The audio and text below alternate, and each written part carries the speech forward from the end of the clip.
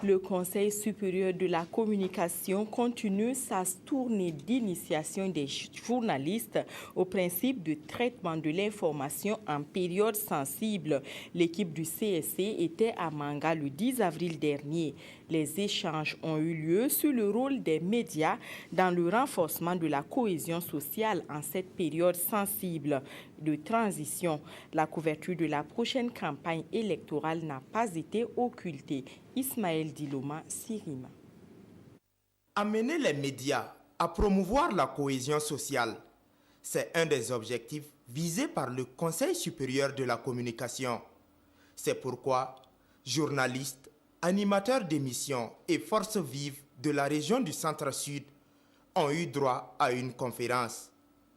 PowerPoint et vidéo à l'appui, le conférencier Noun Tanou, conseiller au CSC, a indiqué que le journaliste, dans l'expression de sa liberté d'opinion, doit savoir se fixer des restrictions. Je rappelle qu'il faut que chacun des médias travaille et travaille toujours pour la cohésion sociale, travailler pour la recherche de la paix, travailler pour la stabilité du pays.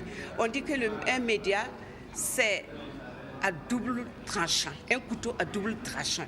En plus de cette conférence, le CSC envisage de faire l'état des lieux des médias audiovisuels privés.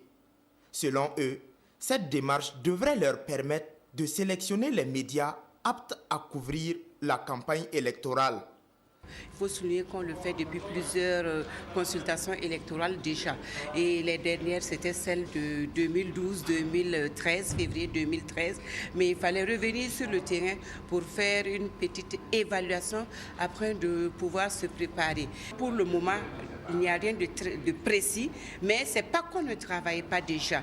On prend en compte les expériences passées et pour pouvoir en tout cas les améliorer et pouvoir faire le choix judicieux. À la suite de cette conférence, le CSC prévoit une formation des hommes et femmes de médias du Centre-Sud sur le thème « Rôle et place du journaliste en période électorale ».